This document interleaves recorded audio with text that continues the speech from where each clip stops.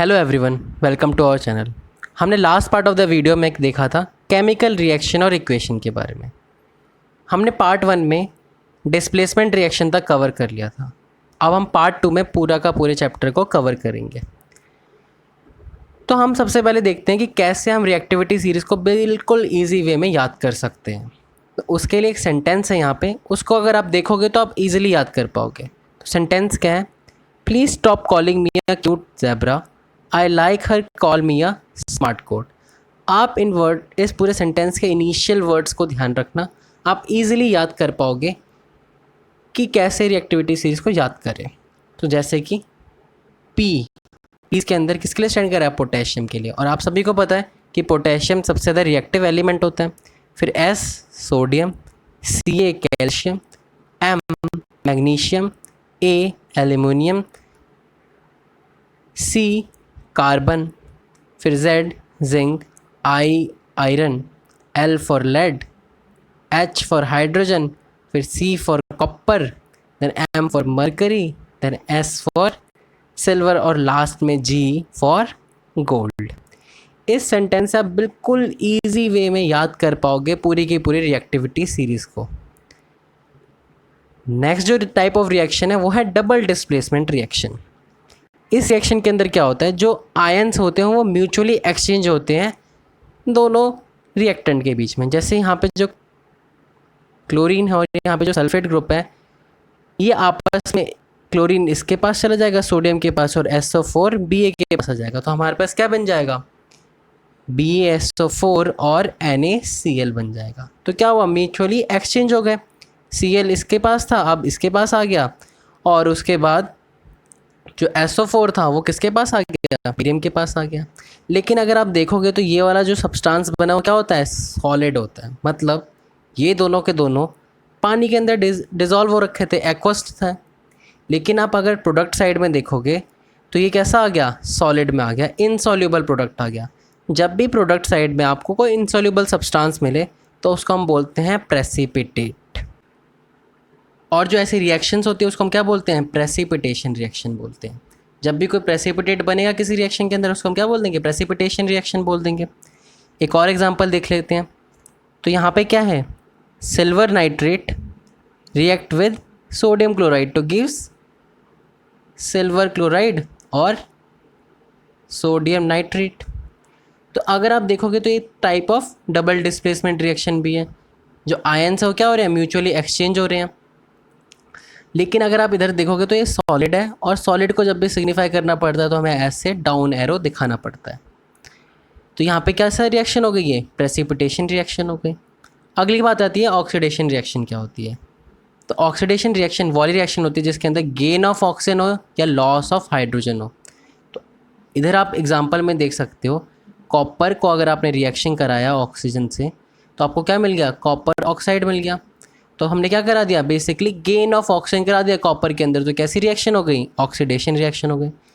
अब इस क्वेश्चन को ऐसे भी फॉर्मुलेट कर सकते हैं कि अ सब्सटेंस ए और a metal A when reacted with oxygen gives an oxide that is black in color. Name the metal and the oxide.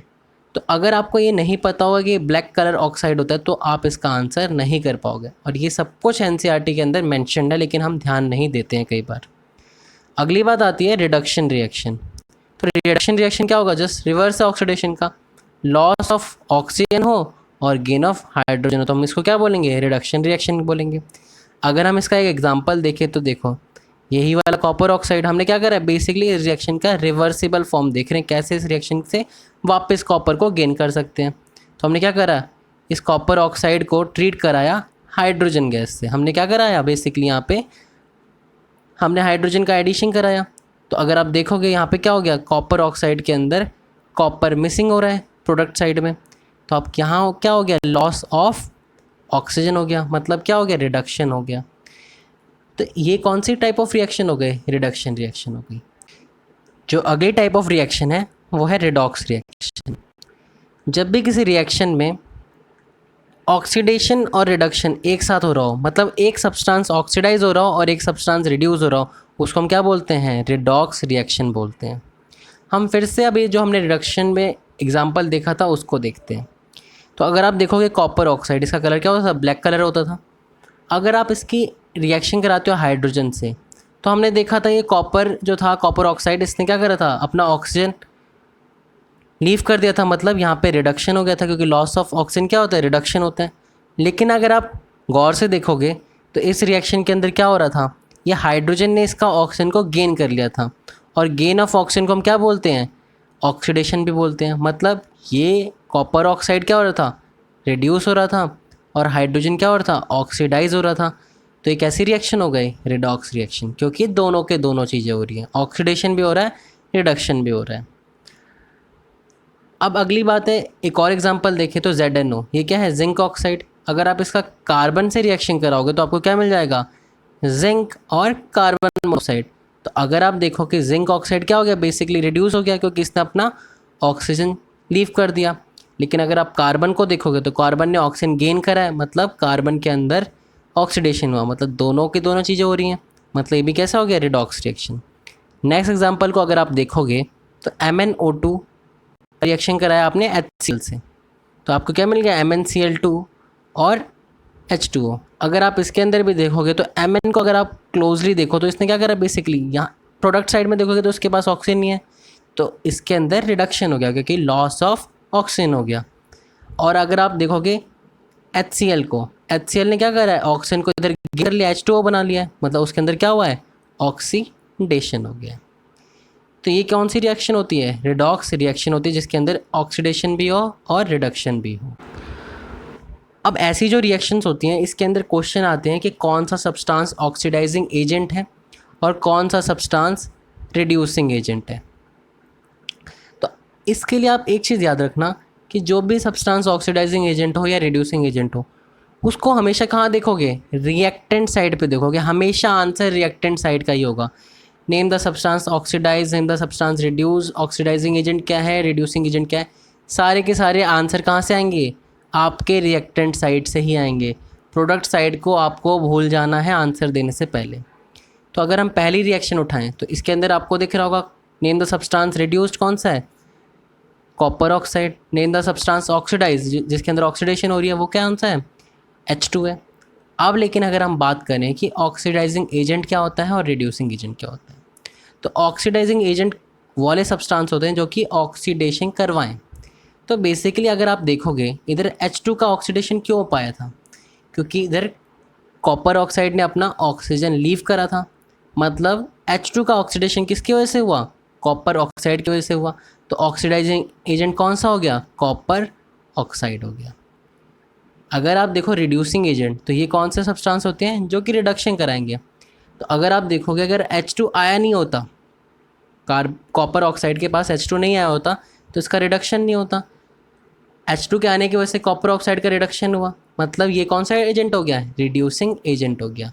तो H2 रिड्यूसिंग एजेंट और CuO ऑक्सीडाइजिंग एजेंट। अगर नीचे वाली रिएक्शन में अगर हम देखें तो ZnO प्लस C, तो कौन सा सब्सटेंस रिड्यूस हो रहा है, तो अगर आप देखोगे ZnO रिड्यूस हो रहा है क्योंकि इसने अपना ऑक्सीजन लीव कर दिया। और कौन सा सब्सटेंस ऑक्सीडाइज हो रहा है, तो कार्बन ऑक्सीडाइज हो रहा है। अब अगली बात आती है कि ऑक्सीडाइजिंग एजेंट कौन सा है, तो देखो ये हो रहा है ऑक्सीडाइज, तो इसको कौन ऑक्सीडाइज कराने में हेल्प कर रहा है, इसका ऑक्सीजन जो इसने लीव करा। तो ऑक्सीडाइजिंग एजेंट क्या हो जाएगा, आपका जिंक ऑक्साइड हो जाएगा इसके अंदर। और रिड्यूसिंग एजेंट क्या होगा इसके अंदर, ऑब्वियसली कार्बन होगा, क्योंकि कार्बन नहीं होता तो ये रिड्यूस भी नहीं होता, तो रिड्यूसिंग एजेंट इधर कार्बन हो जाएगा। अगली चीज़ जो हमें पढ़नी है वो है कोरोजन। तो कोरोजन क्या होता है, जब मेटल का सरफेस उसके आसपास की सराउंडिंग वाली चीज़ों से इफेक्ट हो, जैसे कि मॉइस्चर और एसिड, तो उसे हम बोलते हैं कोरोजन। अब इसके कुछ एग्जांपल देखते हैं, जैसे कि black coating on silver. Silver की जितनी भी ज्वेलरीज होती हैं उसे हमें कुछ समय बाद क्लीन करना पड़ता है, क्यों, क्योंकि उसके ऊपर एक ब्लैक कोटिंग आती है। ब्लैक कोटिंग क्यों आती है, बिकॉज ऑफ कोरोजन। अगली बात है ग्रीन कोटिंग ऑन कॉपर। यहाँ पे सिल्वर नहीं आएगा, यहाँ पे ग्रीन आएगा। कॉपर के ऊपर क्या आती है, ग्रीन कोटिंग आती है उसके कोरोजन की वजह से। नेक्स्ट है वो जो कि काफ़ी फेमस है, reddish brown coating on iron. इसको आप दूसरे तरीके से क्या जानते हो, रस्टिंग ऑफ आयरन भी जानते हो आप इसको। अब क्या है, कुछ चीज़ें जान लेते हैं कि इसको हम रोक कैसे सकते हैं कोरोजन को। तो कुछ चीज़ें में से क्या है, पहली चीज़ है गैल्वेनाइजेशन ऑफ आयरन करते हैं। गैल्वेनाइजेशन ऑफ आयरन का मतलब क्या है, कि आयरन के जितने भी इक्विपमेंट्स होते हैं उसके ऊपर हम क्या करते हैं, बेसिकली जिंक की एक लेयर चढ़ाते हैं। इसका करने के पीछे का मोटिव ये है कि जिंक जो होता है रिएक्टिविटी सीरीज़ में अगर आप देखोगे तो ज़्यादा रिएक्टिव होता है आयरन के कंपैरिजन में। तो इसकी वजह से क्या होगा कि पहले जिंक का जो मेटल सरफेस होगा उसको इफ़ेक्ट होगा, और जो आपका आयरन है उस लेयर के नीचे वो बिल्कुल सेफ़ रहेगा। दूसरा तरीका होता है पेंट कर देना। पेंट में भी हम क्या कर रहे हैं, बेसिकली उसकी मेटल के सरफेस को डायरेक्ट एक्सपोजर से बचा रहे हैं, मतलब उसके ऊपर डायरेक्ट मॉइस्चर या एसिड का कुछ भी प्रभाव ना पड़े। और भी इसके तरीके हैं, आप इसको देख सकते हो। अब हम last part of the chapter में आ गए हैं, वो है रेंसिडिटी। तो रेंसिडिटी में क्या होता है, जब भी फैट एंड ऑयल की जो भी चीज़ें बनी होती हैं वो ऑक्सीडाइज हो जाती हैं, तो उनका जो स्मेल और टेस्ट होता है ना वो चेंज हो जाता है, मतलब बेसिकली वो ख़राब हो जाता है। तो उसको हम क्या बोलते हैं, उस फिनोमिना को हम रेंसिडिटी बोलते हैं। एग्जांपल क्या है, rotting of chips and food substances. जैसे कि अगर आप चिप्स को ऐसे ही नॉर्मली एयर में खोल दोगे तो अगर आप देखोगे तो वो 10-12 घंटे बाद क्या हो जाता है, ख़राब हो जाता है। आप उसको बोलते हो सिल गया है, मतलब उसका बेसिकली क्या होता है, स्मेल और टेस्ट चेंज हो जाता है। इसी फिनोमिना को क्या बोलते हैं, हम रेंसिडिटी बोलते हैं। तो आपको क्या रेंसिड फूड खाना चाहिए, तो बिल्कुल नहीं खाना चाहिए हमें रेंसिड फूड। अगली बात आती है कि हम रेंसिडिटी को प्रिवेंट कैसे करें, क्योंकि अगर आप देखोगे घर के अंदर या काफ़ी जगह चीज़ों को हमें काफ़ी लंबे टाइम तक प्रिजर्व करके रखना होता है। तो पहली बात है कि एंटीऑक्सीडेंट डालते हैं हम खाने के अंदर ताकि वो लंबे समय तक प्रिजर्व हो सके। दूसरी बात आपने कॉमनली देखी होगी कि नाइट्रोजन को फिल करा है चिप्स के पैकेट के अंदर। अब नाइट्रोजन ही क्यों फिल करा जाता है, क्योंकि नाइट्रोजन एक नॉन रिएक्टिव गैस है, और नॉन रिएक्टिव गैस है तो वो रिएक्ट नहीं करेगी आपके फैट और ऑयल्स के साथ जो भी चिप्स के अंदर होते हैं, और वो रेंसिड नहीं होंगे। थर्ड चीज़ आती है वेजिटेबल ऑयल। अब देखोगे तो जितने पिकल्स होते हैं, जितने भी अचार होते हैं, उन सब के अंदर वेजिटेबल ऑयल डाला जाता है। इससे क्या होता है कि वो सड़ते नहीं हैं जल्दी। अब यहाँ पे हमारा चैप्टर ख़त्म होता है।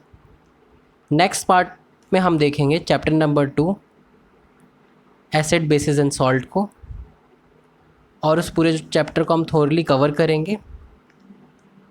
If you like this video, please like, share and subscribe to our channel for more amazing content.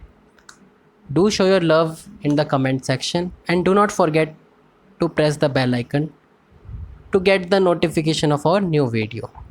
Thank you.